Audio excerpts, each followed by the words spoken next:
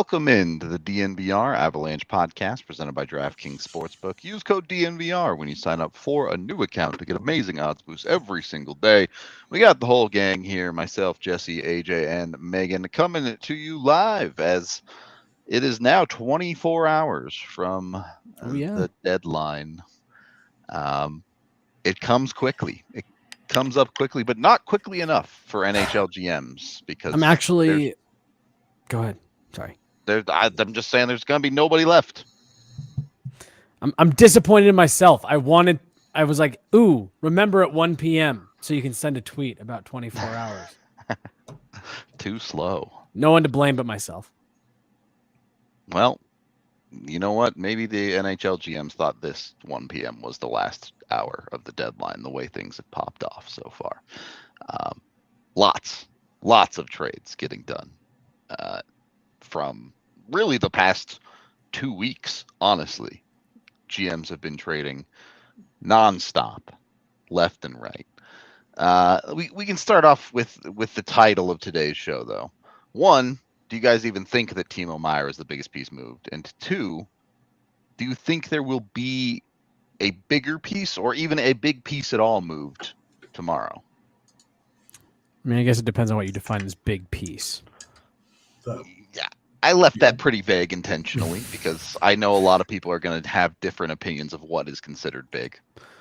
I think we're seeing the NHL slowly kind of catch up with like some of the player movement craziness we've seen in other leagues. It has and felt very NBA this year. I agree. Right, and I think like there's a couple things. It's like players are changing. They're taking a lot more ownership. I think there's a little bit less of that like hardened loyalty to the team that you're on. Like players are making moves that are best for them. They're making requests that work for them.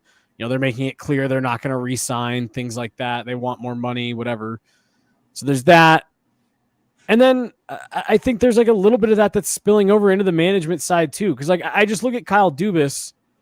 Rudo, I think you and I kind of like each put something out about this yesterday. Like that dude's in the last year of his deal. So is Sheldon Keefe. Austin Matthews is up in a year. This core is in like the heart of their prime. They've never made it out of the first round. If they don't make it out of the first round again, that's like top to bottom hard organizational changes. That's a new GM. That's a new coach. That's entirely a coaching staff. That's probably William Nylander moved this summer. That's probably Austin Matthews, like almost assuredly walking next year.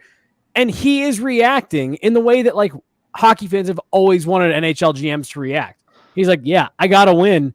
I'm like, he's taking all in to just like a different level where it's like any slight question mark I have, I'm filling it on the trade market.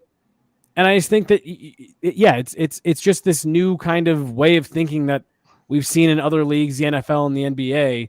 And now the NHL GMs are just like, I've got to win. I got to do whatever I got to do. We mentioned this a little bit. I think it was on a pregame last night, or maybe it was postgame with AJ. Half of those moves just feel like moves for the sake of moves. Yeah. Like the O'Reilly one, totally get. Yep. Here for it. And then it's a bunch of just shuffling guys for other guys that are they even necessarily better? I don't know. I don't know. Do you guys think Toronto made themselves significantly better so far? Because of O'Reilly, yes. Yeah, I do. It feels like the biggest. Also, you talked about Timo Meier. Like, is that one of the biggest pieces moved? And because of what Ryan O'Reilly meant to St. Louis, that still feels like among one of the biggest pieces. But it's hard also not to key in on this goaltender trade from today because of how niche the position of goaltending is. The goaltender market at the deadline is always.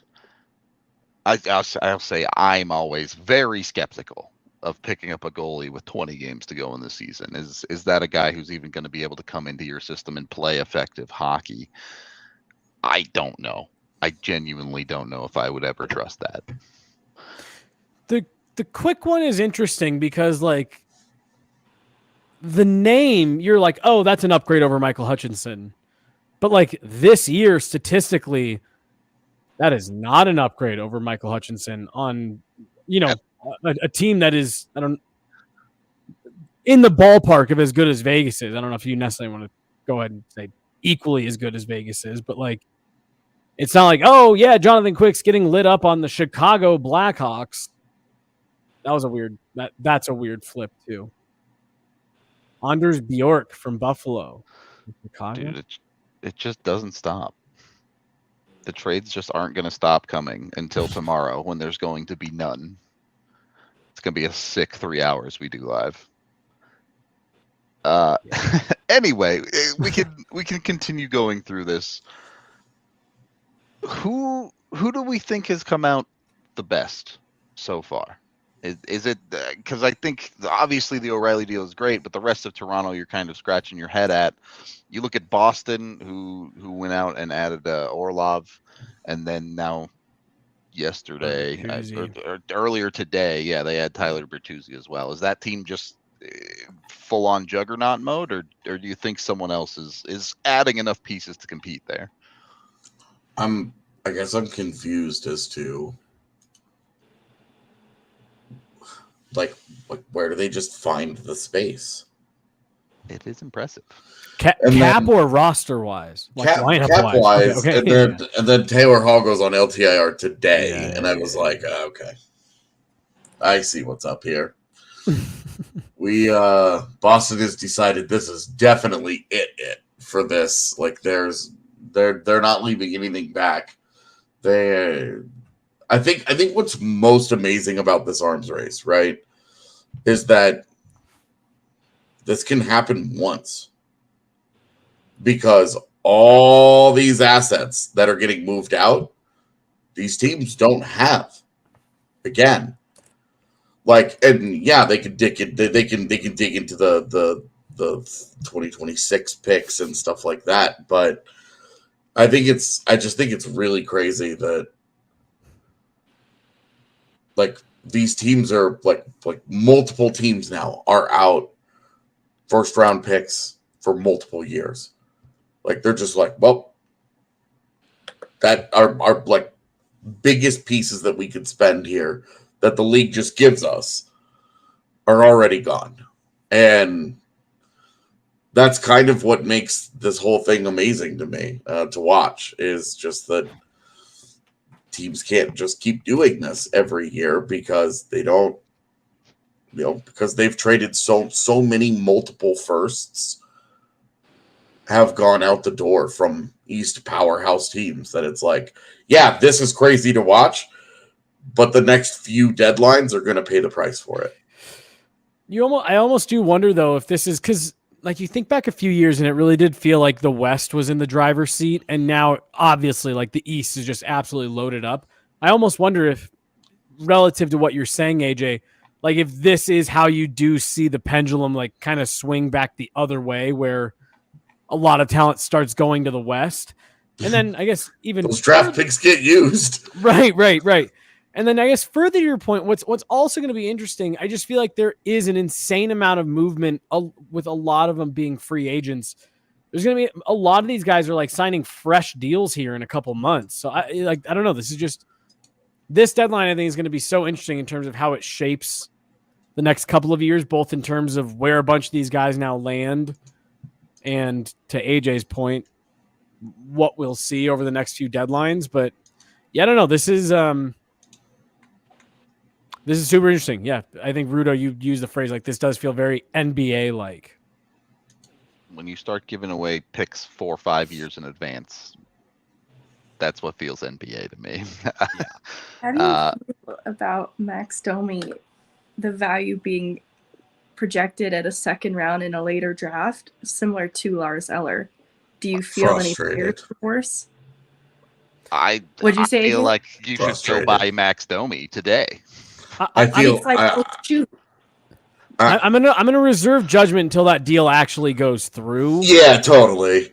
Because if the price does, if Max Domi goes somewhere else for what the Avs paid for Lars Eller, then yeah, that makes the Lars Eller one look worse. But if that's the report, and then either the Avs are able to acquire Max Domi for obviously not that, or someone else gets him for a sooner draft, then So yeah, I'm gonna wait. That wouldn't make the Lars Eller acquisition look good though. I joked last night with Rudo and Blaze. I said, wouldn't it be funny if the Avs traded their 2025 third to Chicago for Max Domi? And that felt like a steal, and the Lars Eller felt like an overpay. But you end up where you want. Mm-hmm. And it was like, because that second round pick in 2025 always felt like it's got Max Domi's name written on it if you want it. Like, So for whatever reason, for at least for right now, I mean, all this movement, all the picks, all the prices paid, that Max Domi is still sitting there. Mm-hmm. Like, it really, really, really makes you wonder, what is the deal? why has that guy moved? Who was it? I think it was Friedman who had the report that I guess he's really liked it in Chicago, and they've had some conversations of a potential extension. So you do just wonder if Chicago is maybe saying, well, we'll pump the brakes on this because maybe this is a guy that would want to stick around next year, and then we can flip him at that deadline. That's my only thought, because I'm with you, AJ. Given how everything has gone down, the fact that he hasn't been moved yet, that Patrick Kane got moved before him is... So here's the thing, and we talk about this in the video that's coming out after this show. So I won't spoil it too much for Domi, but I do think there's a little bit of the same thing as Puljujärvi with Domi, where I don't know that he was anybody's first choice. I think he was probably on a lot of people's backup plan list. Oh, Domi? You say that, but relatively speaking, Puljujärvi got moved pretty early in this craziness. I hear you. I'm not saying that explains everything. It's just something that crossed my mind. I do want to dive into this conversation a little bit more, though. How would you feel? And it doesn't have to be Max Domi. Just say a Max Domi caliber player, middle six, second line center, whatever you consider him to be. Would you be willing, or would you be happy with Colorado if they ended up overpaying a little bit and gave up a first there? When's the first? They have only ones they have. I mean, you can take the 2025 one if that makes you feel better. For Domi or an equivalent equal player Kevin across Hayes. the league. Sure. Whoa. I don't know if I feel comfortable with that. 2025, yeah. Take it. Who cares?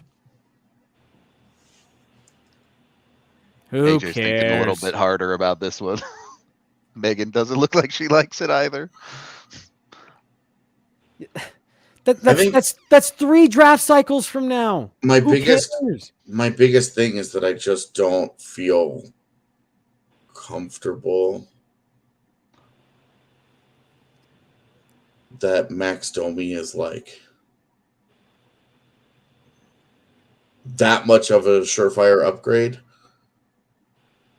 for a first round pick, which are so valued. Question: is there any retention? There Like, Well- it has to might be 50% or more. It's certainly on Kevin Hayes. There would have to be retention in Yeah. that direction. Or even like a Henrique, then there would have to be retention, and I would do it. I would have those conversations. I don't know, man. That's tough. Because That sounds the like market's that's what it should be. Weird. Like, you It look is. at Tanner Dedeaux, and you're like, okay, that's really ridiculous. But then you look at Nino Niederreiter, and you're like, okay, that also feels ridiculous. I'm not gonna lie, it hasn't really been locked in one place. That is why I feel uncomfortable. Is this the best deal they could orchestrate? Yeah.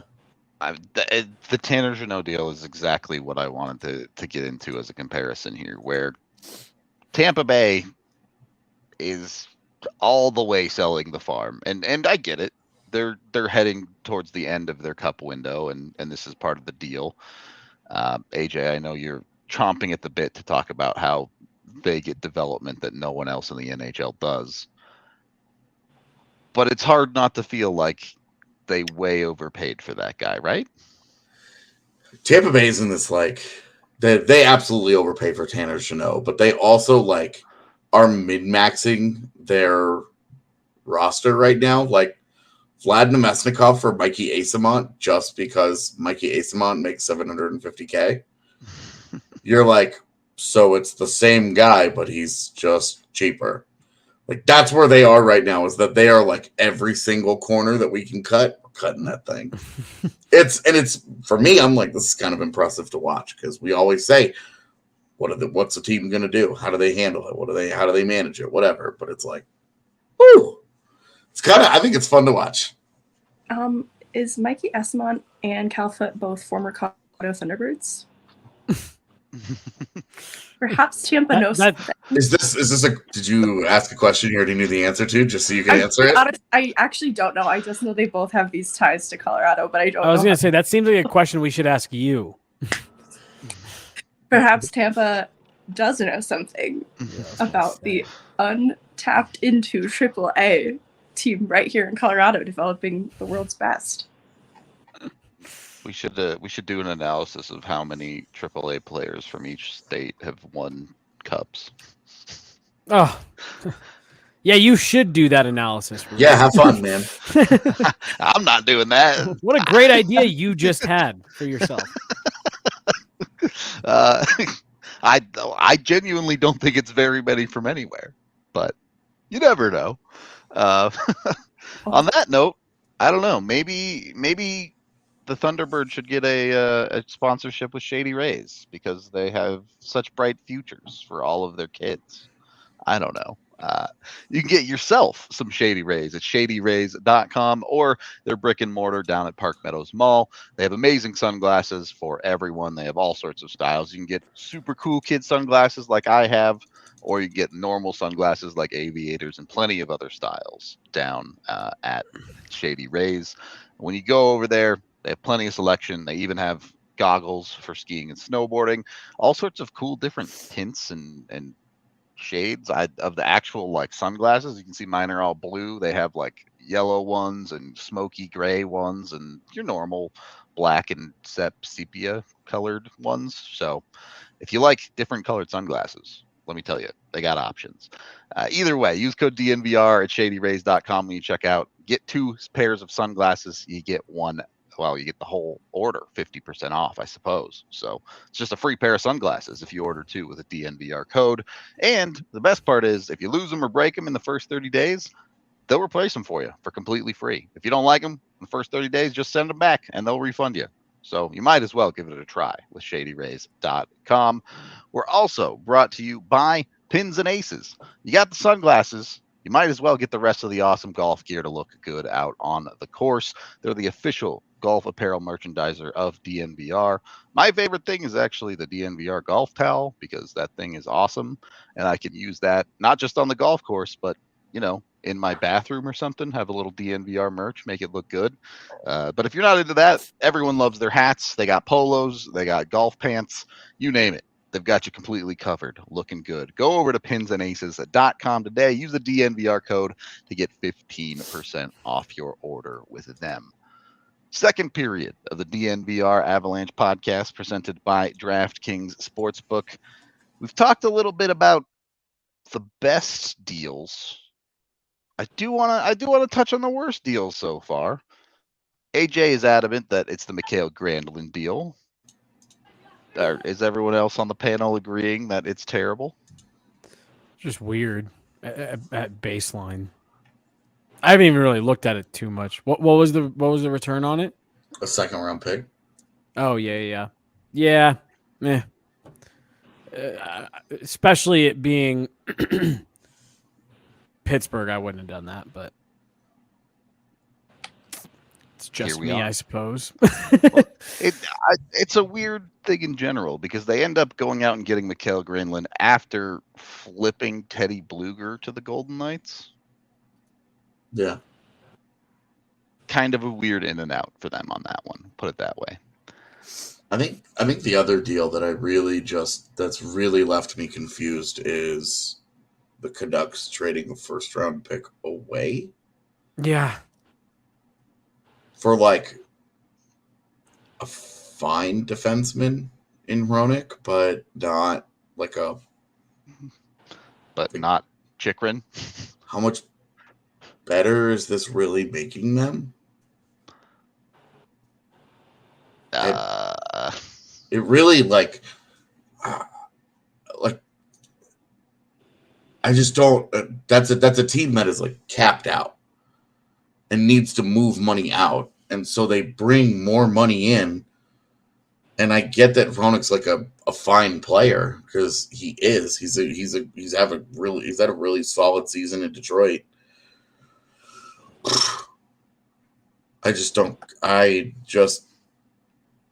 They've made so much noise about we need to do major surgery and we need to move some guys out, and they have been unable to sell any of their players except Bo Horvat. And it's not like their players are without talent, but they asked for the moon for JT Miller, couldn't get it, inexplicably gave him an 8-year deal,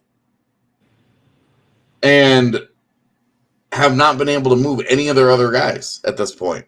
Like, they're so mismanaged, it blows me away. And that's you could pick the Canucks or Penguins. Which one am I talking about? Wildly mismanaged, both of them right now. I would say the Canucks are certainly more poorly managed. That them being a rudderless ship is maybe the least surprising thing to me. Is what it is, though. Did want to get into a couple of these names here. I have the TSN trade bait board. 2 names you mentioned there, the Vancouver names, and Brock Besser and JT Miller. Do we think either of them get moved by 1 p.m. tomorrow? No? If you had to pick one, I would say it would be Besser over Miller, but okay. Hard to say. We talked about Besser's value too, how it's kind of in this limited window, and with each passing year, he's so far removed from what his value once was that they're in sort of a precarious position that they don't want to move totally out of desperation, but they don't want to hang on too long. Yeah, as AJ kind of already alluded to, I have no faith in Vancouver to get anything effective done for themselves. But we can move away from Vancouver, look a little bit at the rest of this trade board. Names like James Van Riemsdyk out of Philly. You go over to Anaheim, both Kulikov and Klingberg have not moved yet. We already talked about Max Domi. Throw Joel Edmondson's name in there from Montreal. Is there still hope for tomorrow? Is there still a significant amount of moves to be made at this deadline? I do, for the reasons that we were saying a minute ago. I just think that this is, for whatever reason, everyone decided this is the deadline that you're going to go for it. The East has made it clear that they're just going to arm to the teeth till the bitter end and hope that what they did outdoes what everyone else did. And then I do think that you are going to see a slew of Western Conference fringe moves come in at the Max Domi, Kevin Hayes level. I just can't imagine that this many teams out west will end up standing pat. Yeah, and like if you look at the big moves out west so far, Dallas still hasn't done anything. Colorado hasn't made a big move, made 2 small ones. Dadonov? I'm kidding, sorry. I mean, it's a move that made a lot of sense for them, I thought, with Gurionov especially falling out of favor there the last few years, and Dadonov and DeBoer being very familiar with one another. So it's like, okay, like Dallas, but how much does that move the needle in the chase in like the postseason? You know, like they could really use another forward that can score. Something like another middle 6 guy would really help them. And maybe that's not a big move, but it's like right now it feels like Dallas is kind of just chilling. Just like, we don't really need to do anything, right? That's not how I would feel if I was Dallas. Yeah, exactly. And I still think Colorado, like, hey, you've got the cap space. You're down to first round picks. Go get a really good player. Mm-hmm. there's a wide open spot on your roster, a very obvious opening on your roster that you should be seriously contemplating trying to upgrade. Because it's right there. So, Edmonton, I think, made a smart made they at least added where they should be adding. So, are you talking Ekholm? Yeah.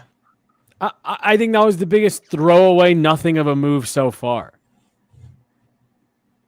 You shipped out an all offense, no defense guy for an all defense, no offense guy that got torched by the team that you have to go through to get where you want to go.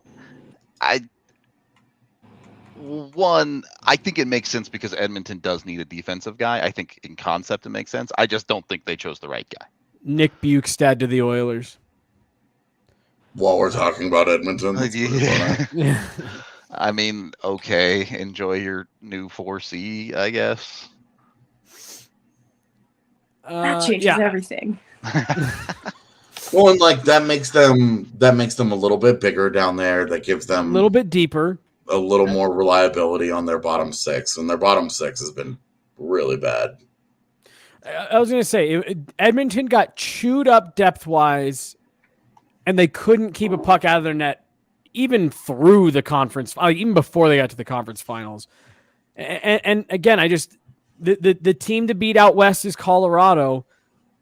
And like we all like kind of laughed, but at the same time, like, oof, I actually felt a little bit bad for Mattias Ekholm. He just got smoked for 4 games. Like he looked confused several times. And I just find it interesting that Edmonton said, okay, well, let's remove our defenseman. That's, easily our best offensive defenseman, the quarterback on like a prolific power play, and bring in this guy that brings very little offense. I think you're overstating that aspect of it. Okay, he brings an average amount of offense, and he's just like who is afraid of Mattias Ekholm team wise?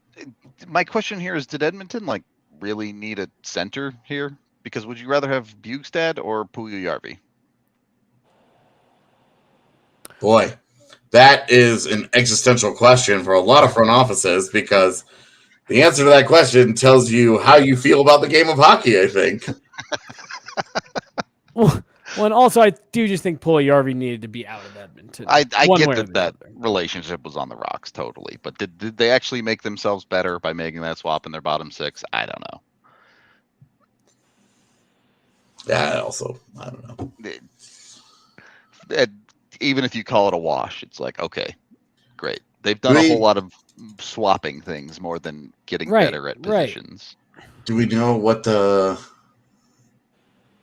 price was yet? No, I haven't seen it. Mostly just curious what they gave up after, for that. After the Lars Eller thing, it's like, okay, we're gonna judge depth center moves now against that. I guess that's fair. Yeah, not yet. We'll have to. So look, I mean,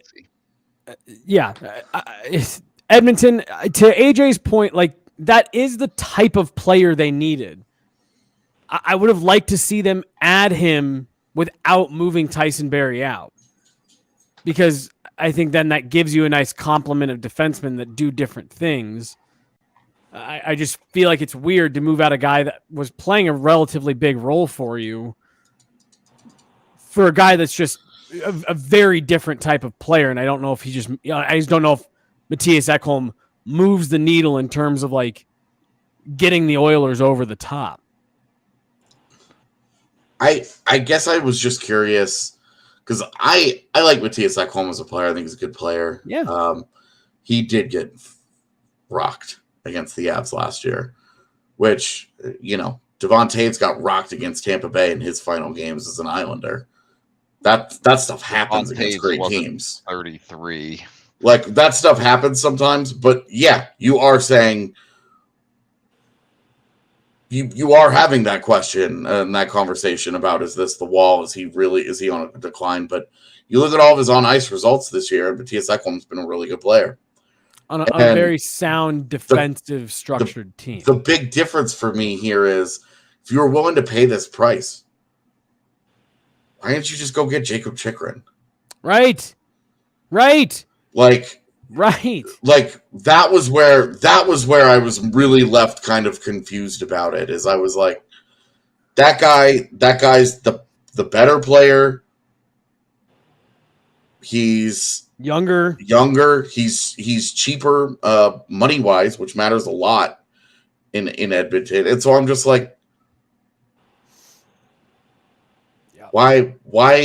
If he was off the market, I could have understood. But then when you saw the price that Ottawa paid for him, you're like, why? Yeah. So Tyson Barrie, who, again, not like he's not a great elite defenseman, but like a solid, bona fide, top tier offensive defenseman, and a first round pick plus.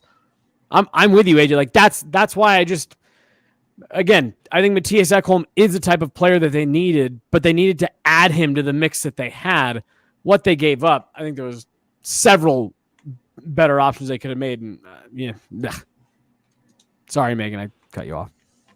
Oh, it's okay. I was going to ask, with similar to what we said alongside Max Domi, if there was any curiosity around Jacob Chikrin, because he was such a potential piece to be moved for so long. It was surprising that he took as long to be moved as he did, and for what the return ended up being, that I wonder if there's a reason more teams did not go for Chikrin as aggressively that we're not privy to. I mean, knowing what we know now, it sure seems like Coyotes just absolutely were not going to retain $1 on that guy. So I do think that eliminated some of the top end contenders. Now they could have got a third team involved, thrown another pick to get that retention or whatever, but because the Coyotes were so adamant in saving that retention spot for other potential moves, I think that kind of counted a lot of teams out of Chikrin. But as we continue to pick our way through the West here, is it not the most Calgary thing ever that they have done nothing? They're in the Calgary zone. They haven't bought. They haven't sold. They're just floating along. I mean, I really do. I think Calgary just needs to punt on this season. I don't necessarily know if they have a ton of pieces to like hard sell off. I think they're gonna. That's a team that I'm gonna like put money on this summer to win the Pacific next year. I just think there was too much upheaval in that locker room for them to come out and have a successful year. I actually think them doing nothing and just kind of letting the season die off, regrouping in the summer, and then coming back next year is the best thing for them. I think any rash moves, it's a third for Bukestad. Any rash moves, you could be messing that up.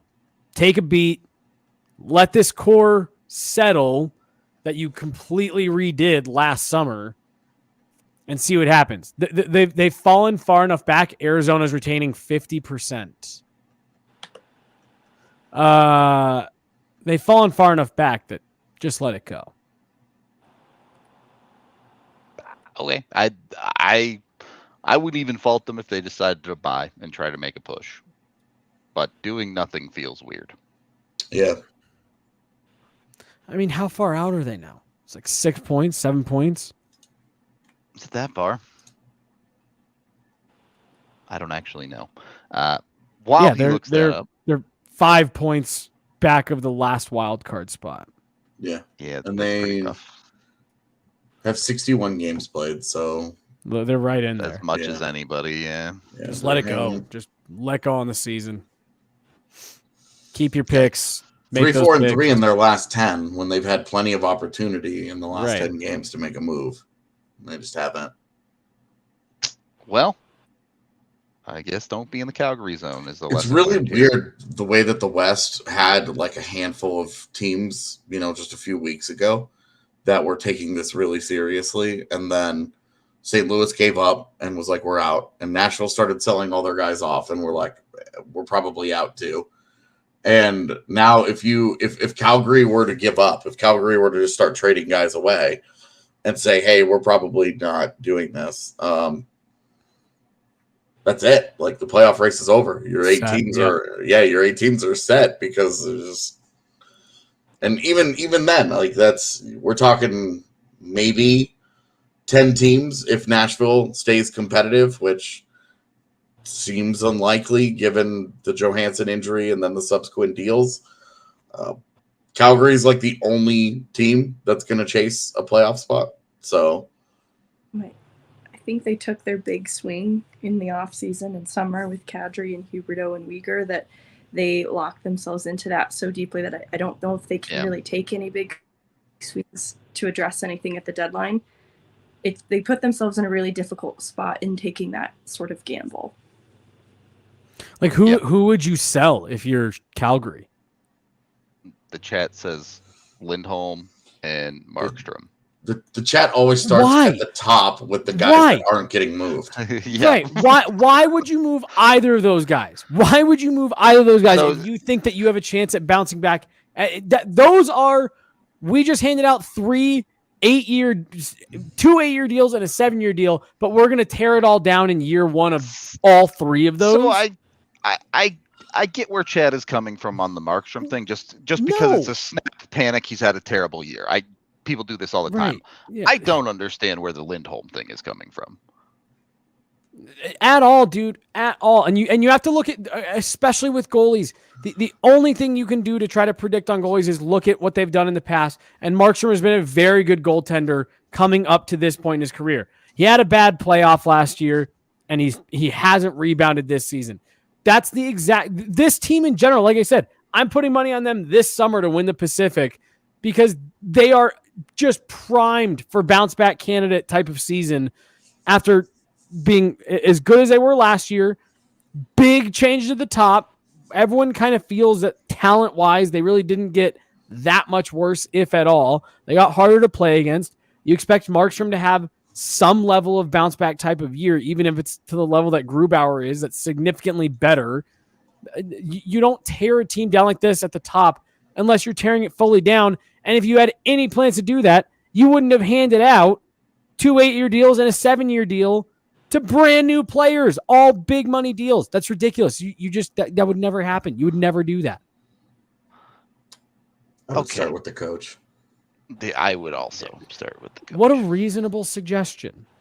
Suggestion. Well, I would start with the coach, especially because when you look at the 2 guys that they bring in and you look at the struggles that they've had adjusting to Calgary, and you can say, well, maybe playing this really old school, slow style is significantly hampering the 2 guys that we brought in as the Tkachuk return, 2 guys who thrived playing way more wide open, a way more aggressive, way more transition-based hockey. Like, sometimes the math ain't that complicated. Yeah, to me, I'm just like, look, this one feels pretty obvious, guys. Like, there are good coaches sitting out on the market you could probably go and get. Go figure something out, because this is, for me, it just looks like it hasn't worked this year under Sutter. A very serious question for you all. I'm muting my mic. I'm not taking part in whatever this next part is. If a team made a trade so bad that it caused you physical harm, do you think you could win that court case? All right, that wasn't as bad as I thought it was going to be. I know who I would contact if I thought I was going to win that court case. I think Bacchus and Schenker might be able to win that court case, honestly. When you've won over $1 billion for your clients, you can do some pretty incredible things. Obviously joking there, but if you have an actual injury case, whether it be a car accident, even if it's a rideshare situation, or you were injured at work or anything like that, you can call Bacchus and Schenker today at 222-2222 to get your case looked at completely for free. If they think you have a case that you can win, they'll take it on for free. You don't pay them until you win. So it's literally them just taking your case. You don't have to do anything. They will take a little bit of your winnings when you win, and that's it. You don't have to pay them up front for nothing. So go check that out.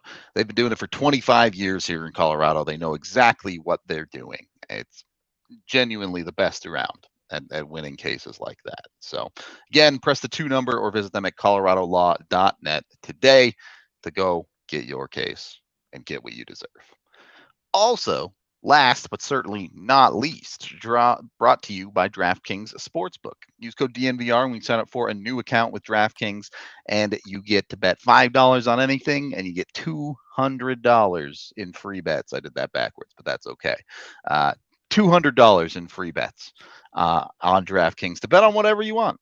You think that Calgary is going to make the playoffs and win the cup? You could bet on that. I would say you're throwing your money away, but you can do that. No one can stop you. If you want to bet on the Avs to do something crazy and not win the cup, you can bet on that. If you want to bet on the Nuggets to finally slay their demons and win an NBA championship, you can bet on that. If you want to bet on a bunch of turtles slowly walking across a field and one of them does it slightly faster than the other, you can bet on that. It's DraftKings. You can bet on anything in the world. So go over there, have a look around, put a couple of bucks in to have a little bit of fun, and DraftKings will give you a bunch of money to have a lot more fun. Check it out today. Go to DraftKings Sportsbook. Use the DNVR code. Must be 21 or older. Colorado only. Other eligibility restrictions apply. See the show notes down below for details. Of course, if you have a gambling problem, call 1-800-522-4700, and it's void in Ohio. Third period of the DNVR Avalanche Podcast, presented by DraftKings Sportsbook. I'm looking through the West here, and there are some very obvious sellers. You have Chicago, you have St. Louis, you have San Jose, you have Nashville. I would say they've all pretty clearly sold off their assets and established their situation this year. But has anyone in the West made themselves significantly better? I guess you have the Jets who have traded for Niederreiter, which makes them better, but is that significant enough? No, is a short answer. I like what Edmonton's done. I think they're better. Okay.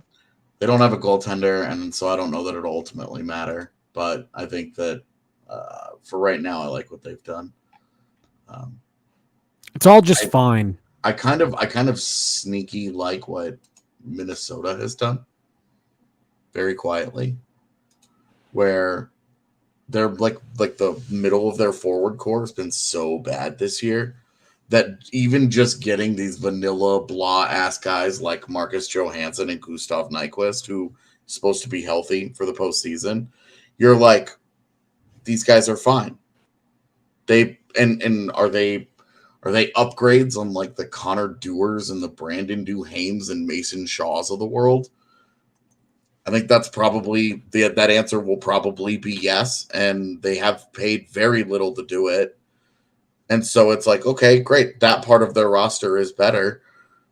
Does that suddenly make them a more serious contender? I don't know, but that's a really good defensive team that should have figured out their number one goaltender by now is not Marc-Andre Fleury, and has quietly added like some quality depth to their forward core on the cheap. So they're operating with some strict confines, and I think Bill Guerin's doing a good job. Yeah, that I agree with for sure. As Chad is mentioning, you also have Vegas, Barbashev, and Bluger. The problem is then they also go out and add Jonathan Quick. Okay, so why are we talking about what do we like about Vegas? A team that can't score goes and gets two guys that can't score, and then they add, and then of all the goaltenders who have played this year, you get the third worst one in the NHL. And like, obviously, you look at Quick's history, and then you look at, hey, this could absolutely like be a lightning rod that guy, like pisses him off, and he's like, all I want to do in life is eliminate the Kings from the playoffs. The problem is that guy hasn't been good for half a decade. I mean, quick timeout. He was good last year. It was Bukestad with 50% retained for a 2023 third. Okay. Jonathan Quick, conversation resume. My problem with Quick is, sure, I get the concept. I get Quick, absolutely a guy who could be mad if he gets the LA Kings in the first round and want to dunk on that team. but he just isn't good anymore. Right, like that's what you're relying on. Like you're relying on some magic elixir taking this guy who has been brutally bad this year and making him not only serviceable but good enough to win you a playoff round. And then your other ads are guys who don't address your problem. Why do we like what Vegas has done?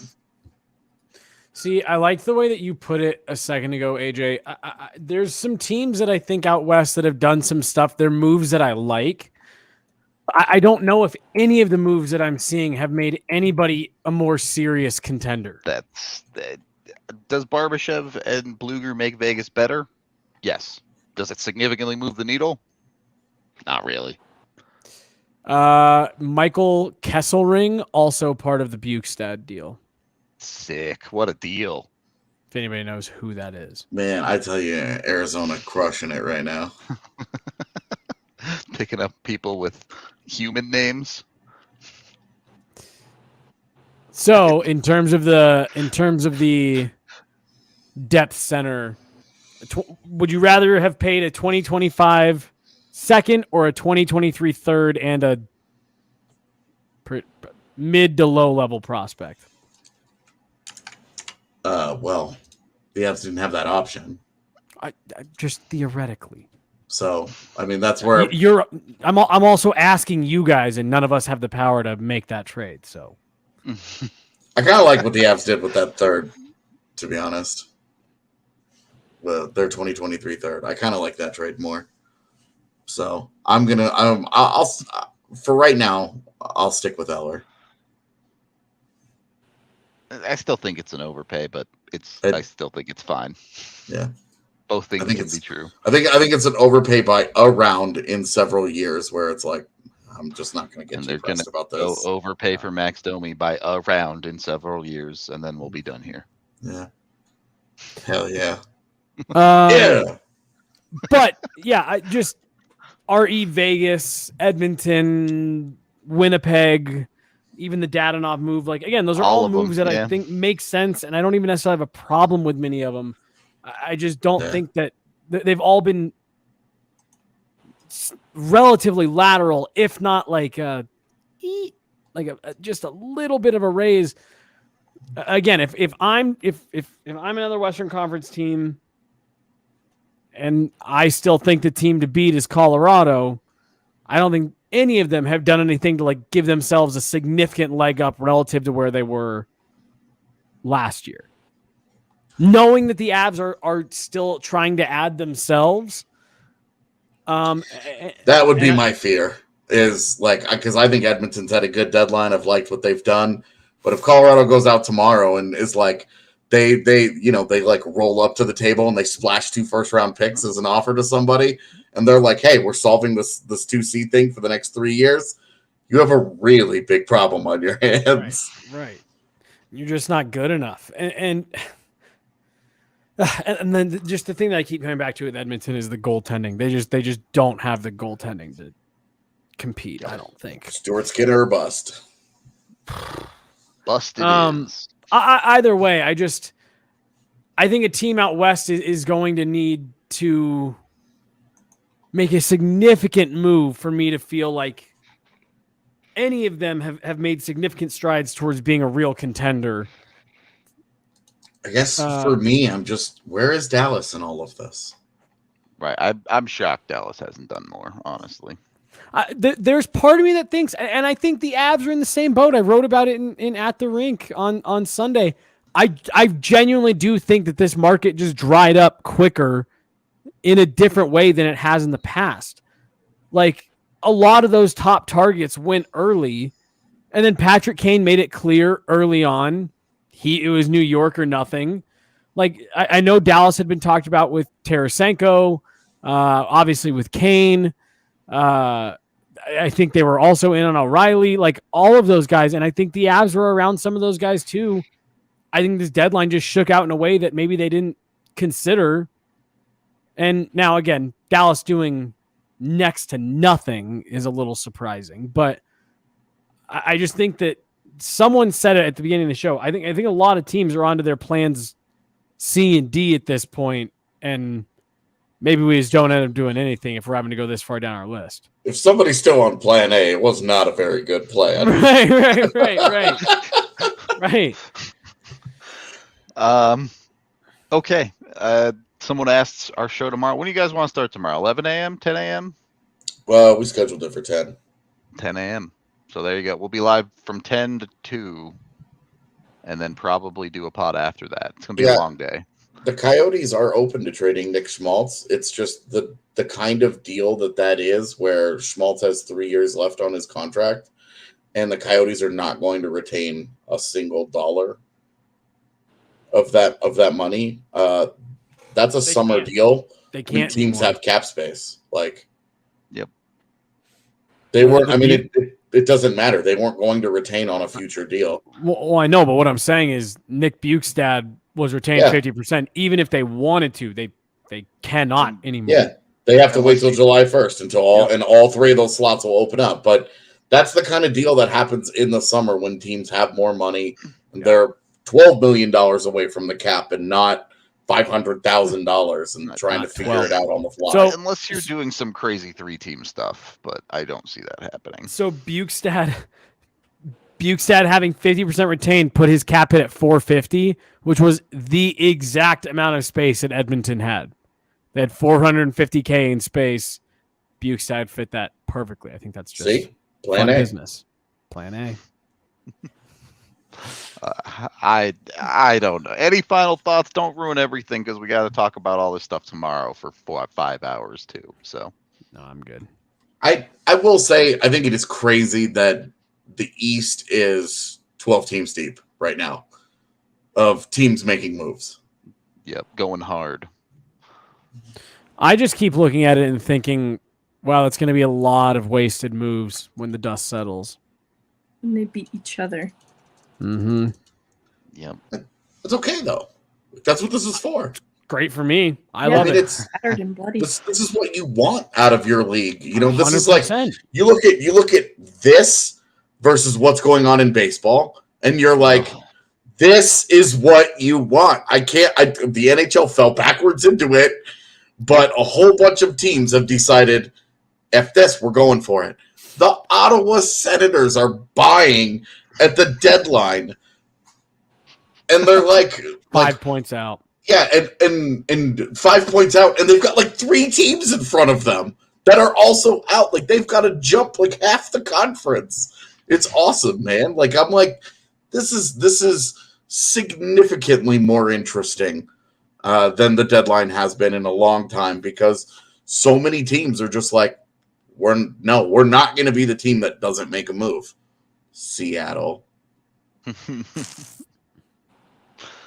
Seattle, Florida, and Calgary. The only teams that aren't really doing anything. Florida makes sense. Sort of. Florida doesn't have any money. I really struggle with the idea that doing absolutely nothing is ever correct. Yeah, but I kind of put them in the same mental boat that I've got Calgary in right now, though, where it's just like, just hold on to what you've got. And I mean, they just need a real goaltender, right? Like, Bob's girl Avery is killing it. So hold on. Let me ask you guys kind of definitively. What do you think? We all just in theory, the Bukestad deal. Do we like that or what the Avs did better? Assuming the Avs could have done that deal. I know they couldn't, but for the sake of the argument. I've never been the biggest Bukestad guy, so I think I go Eller. I really worry that Edmonton trying to get up and down the ice is going to watch that like 6'6" tanker not be able to keep up very adequately. And they slipped into the old axiom of go get a big guy at the deadline. And the Avs went and got a guy that stylistically is also going to struggle to fit in with how the Avs want to play. I think on the surface, I probably like the Bukestad deal. I think the value is better, but I think Eller is the better player. I think he's the better fit for what they need specifically. In alluding to wanting someone on the left side on the PK, it feels very much like Darren Helm replacement territory. And they have addressed it specifically to say that this isn't in relation to Darren Helm's status specifically. Yeah. But I think Eller is the more reliable penalty killer in that regard and more trusted than Bukestad. Yeah. So the Avs catching this dub is what I'm hearing. Slightly. Well, you got what we all think is the better player. Right. And again, the thing that I keep coming back to is you're talking about 3 draft cycles from right now. That is a long way out to project. That's a long way out from that player making any impact within your organization. I don't think anybody's upset that pick got moved. I think that it's that if you look how the Avs have used second-round picks in recent years, gotten a lot more value. They've gotten way higher impact players than a guy that might settle in as your fourth-line center by the time this is all said and done. Sure. And so I think that was where the frustration was. But I'm like, I'm not gonna like quibble too hard over second and third round picks. Like, because if it was a third round pick, I think it would have been perfect. It was a second round pick. I think it's too high. You're hoping it's the 62nd pick anyway. Right. I just don't think when you're at this point, I just don't think anybody's overly concerned. Then Megan brought up a great point yesterday of like, cool. And if in 2 years things aren't going well, it hasn't worked out, you make a move and recoup a second round pick. Like, well, look at the 1 second round pick that they've used in the last several years. It was on Sean Barron's, and it was because they acquired it by giving up Ryan Graves because they had to. And so it was like they just made a move. Right. They just found that pick out of nowhere. Otherwise, they haven't. I don't even know the last second round pick that they used that was their own. Yeah. I think it's Drew Hellison. Yeah. And that guy went through a whole college career and got traded. Right. So yeah, it's just that type of stuff just picks at that point. It's like there's so much that happens between now and when that pick would have been made. There's an infinite number of possibilities with where the Avs are at by that draft. Well, especially when you understand the Avs are in the absolute heart of their cup window. Any pick you trade is future use problem. Right. Yeah, and like again, I just don't think many people cared too much about the pick being dealt. It was which pick it was. Sure. Which I think that was why this is that picking for hour 4 of tomorrow's show. Yeah, when Jesse tweeted out like everybody hates everything the Avs do yesterday, it was like so true, man.